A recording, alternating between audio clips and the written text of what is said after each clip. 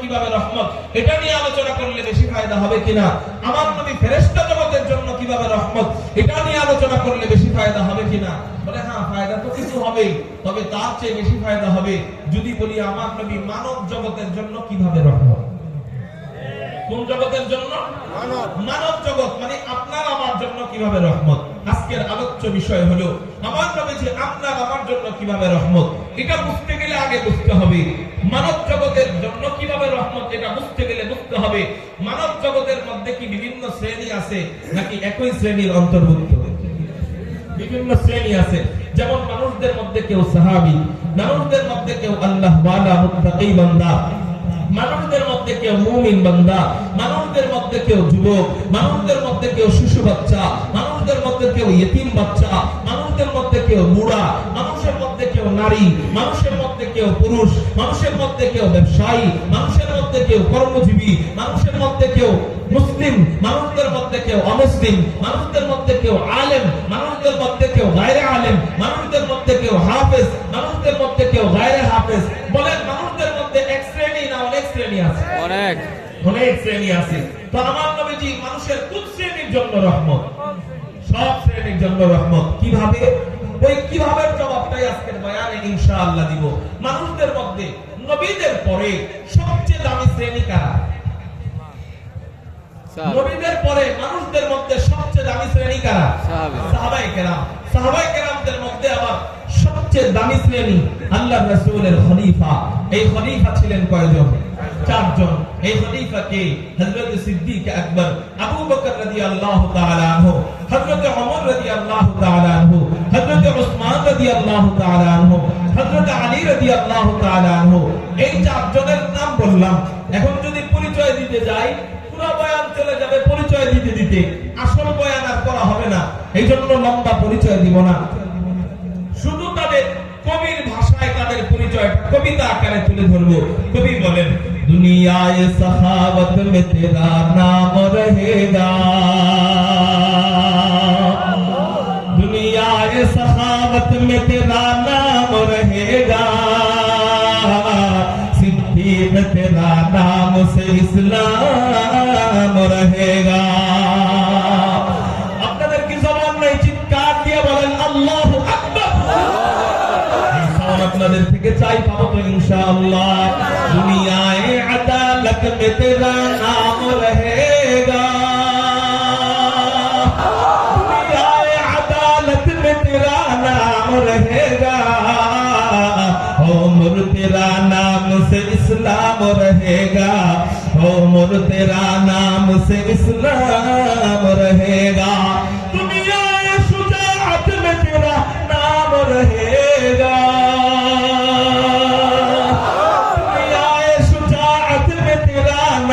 रहेगा, उस्मान तेरा नाम से इस्लाम रहेगा, उस्मान तेरा नाम से इस्लाम रहेगा, दुनियाए मुसल्लत में तेरा नाम रहेगा, दुनियाए मुसल्लत में तेरा नाम रहेगा, आली तेरा नाम से इस्लाम रहेगा, आली तेरा नाम से इस्लाम रहेगा। कारो ज़बान जन बंद থাকে না, চিৎকার দিয়ে বলি না আল্লাহু আকবার। নবীজি এই চার খলিফার জন্য কিভাবে রহমত। মানুষদের মধ্যে নবীদের পরে সবচেয়ে দামি হলো এই চার খলিফা। আমার নবীজি এই চার খলিফার জন্য কিভাবে রহমত। নবীজি ইবনে মাজাহ শরীফের 42 নম্বর হাদিসের মধ্যে জানায় দেয়, قال رسول الله صلى الله عليه وسلم انه من يعش منكم فسيرى اختلافا كثيرا। নবীজি বলেন আমি চলে যাওয়ার পর তোমাদের সমাজে যারা বসবাস করবে, জমিনে যারা বসবাস করবে, অনেক ইখতিলাফ দেখা দিবে। আমি চলে যাওয়ার পর অনেক মতানৈক্য দেখা দিবে। নবীজি বলেন অনেক মতানৈক্য দেখা দিবে। বলেন বর্তমান জমানায় অনেক ইখতিলাফ আর মতানৈক্য আছে না নাই? আছে।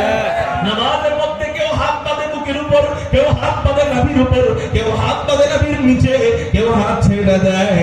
কেউ রমজানে তারাবি পড়ে তো তারাবি পড়ে 20 রাকাত, কেউ তারাবি পড়ে 8 রাকাত, কেউ দুরূদ পড়ে তো দুরূদ বৈশা, কেউ দুরূদ পড়ে, কেউ আবার দাঁড়ায় দুরূদ পড়ে, কেউ তাবলীগ করে আলেমদের সাথে থাইকা, কেউ তাবলীগ করে আলেমদেরকে মহব্বত কইরা, কেউ আবার তাবলীগ করে আলেমদের মাথায় টঙ্গির ময়দানে বাড়ি দিয়া।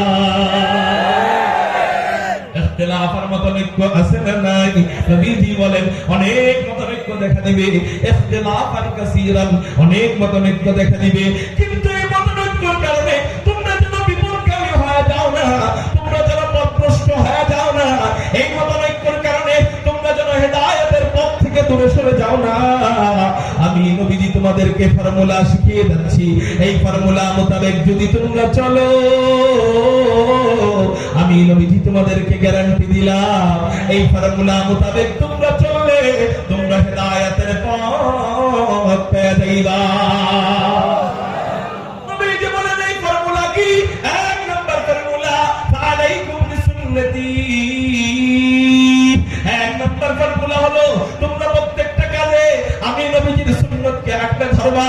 তোমার ব্যক্তিগত জীবন, তোমার পারিবারিক জীবন, তোমার সামাজিক জীবন, তোমার রাষ্ট্রীয় জীবন, তোমার প্রত্যেকটা জীবনে আমি রাসূলের সুন্নতকে আঁকড়ে ধরবা।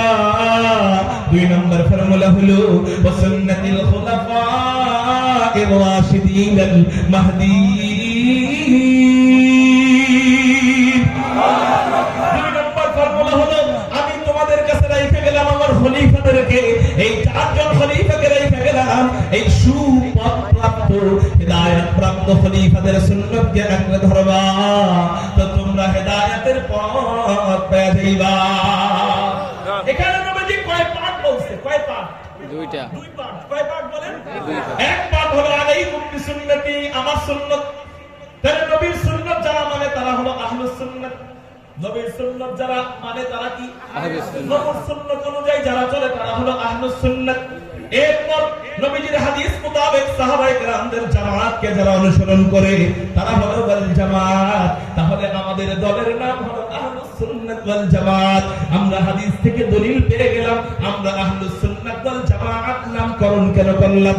তার মানে আমি যদি আহলুস সুন্নাত ওয়াল জামাত নবীজির হাদিস মোতাবেক, নবীজির সুন্নাত মোতাবেক এবং সাহাবায়ে কেরামদের সুন্নাত মোতাবেক, বিশেষ করে 4 খলিফার সুন্নাত মোতাবেক আমার জীবনকে পরিচালনা করি, নবীজির হাদিস থেকে বোঝা যায় আমি জান্নাতি হয়ে যাব। আর এই আহলুস সুন্নাত ওয়াল জামাতের উদ্যোগেই তো মাহফিল, তাই না? আল্লাহ আমাদেরকে আকীদায়ে আহলুস সুন্নাত ওয়াল জামাত আমাদের জীবনে আমাদের বাস্তবায়ন করার তৌফিক দান করুন, সকলে বলি আমিন। নবীজি হাদিসের মধ্যে বললেন আল খুলাফায়ে রাশিদিন আল মাহদীয়্যিন। নবীজি খলিফাদেরকে বললেন তারা সুপথে রয়েছে। খলিফাদেরকে নবীজি কি বললেন? সুপথে রয়েছে, সুপথ প্রাপ্ত আর রাশিদিন আল মাহদীয়্যিন, তারা সুপথ প্রাপ্ত। এবার আপনারা বলেন সুপথ প্রাপ্তরা কি জাহান্নামে আর জাহান্নামের পথে আছে না জান্নাতের পথে আছে?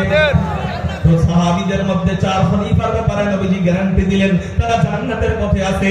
তার মানে নবীজি তাদের জন্য রহমতের বার্তা দিয়ে দিলেন, যাদের জন্য আমার নবীজি রহমতের বার্তা দিলেন, যে 4 খলিফার জন্য আমার নবী রহমতের বার্তা দিলেন, এই 4 খলিফার জন্য আমার নবীজি কি গজব স্বরূপ নাকি রহমত স্বরূপ হয়ে গেলেন?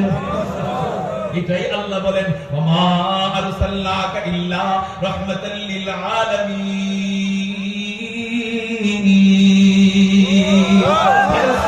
আপনি গোটা জগতের জন্য, জগৎবাসীর জন্য রহমত। গোটা জগৎবাসীর মধ্যে মানব জগৎ হলো একটা জগৎ, মানব জগতের মধ্যে একটা শ্রেণী হলো 4 খলিফা। আল্লাহ নবীজি এই 4 খলিফার জন্য রহমত। তাহলে আমরা বুঝতে পারলাম মানুষদের মধ্যে 1 নম্বর শ্রেণী 4 খলিফার জন্য আমার নবী রহমত। 2 নম্বর শ্রেণী মানুষদের মধ্যে 2 নম্বর শ্রেণী হলো সমস্ত সাহাবায়ে কেরাম। 16 লক্ষ সাহাবীদের জন্য আমার নবীজি কিভাবে রহমত? নবীজি 16 লক্ষ সাহাবীদের ব্যাপারে অসংখ্য অগণিত হাদিস বর্ণনা করছেন, এর মধ্যে কুরআনুল কারীমের আয়াত বর্ণনা করছেন। নবীজি সাহাবায়ে কেরামদের ব্যাপারে আয়াত বর্ণনা করেন আমিনু কামা আমানান নাস। আল্লাহ নবীজির মাধ্যমে জানায় দেয় শোনো উম্মতেরা তোমরা ঈমান আনবা কাদের লীগের মতো ইমান আনবা। সকালবেলা আওয়ামী লীগ, দুপুর বেলা যখন নেত্রী হেলিকপ্টারে পলায় যায়, বিকেল বেলা আমি জামাত। সকালবেলা আমি আওয়ামী লীগ, আমার নেত্রী দুপুর বেলা পালায় যায়, তো বিকেল বেলা আমি বিএনপি। এরকম ঈমান আনবা না। ঈমান আনবা কাদের মতো?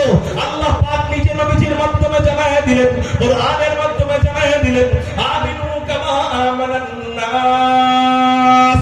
তোমরা ঈমান আনো, মানুষের মতো ঈমান আনো। মানুষের ব্যাখ্যা কি? মুহাদ্দিসিনে কেরাম, মুফাসসিরিনে কেরাম বলেন এই মানুষের ব্যাখ্যা হলো সাহাবায়ে কেরাম। সাহাবায়ে কেরামদের সম্পর্কে এই আয়াত আল্লাহ নাযিল করেন। আল্লাহ বলেন তোমরা ঈমান আনবা সাহাবায়ে কেরামদের মতো ঈমান। চিৎকার দিয়ে বলেন সুবহানাল্লাহ। সাহাবায়ে কেরামদের ঈমান কেমন?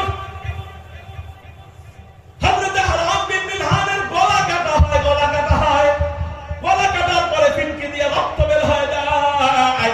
হারাম বিন মিলহান ওনার ওই গলা কাটার পর ফিনকি দিয়ে যখন রক্ত বের হয়, ওই রক্ত নিজের চোখের সামনে আইনা চিৎকার দেন না, চেঁচামেচি করেন না, কান্নাকাটি করেন না।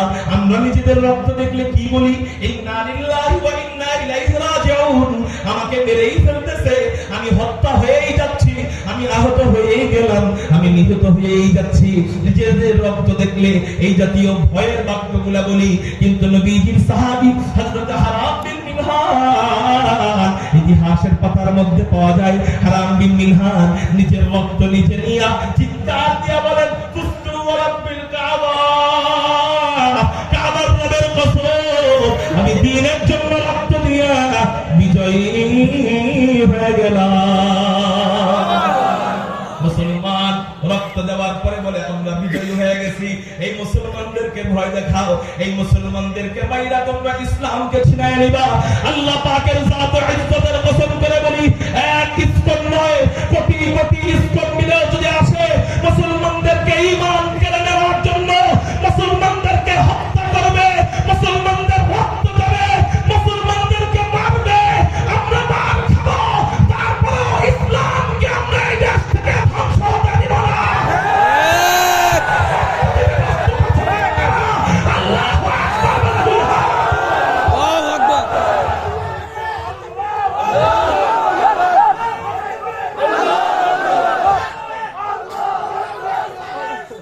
হুশিয়ার, সাবধান। আল্লাহু আকবার। ইসলামের বিরুদ্ধে লেগেছে ফেরাউন। ফেরাউন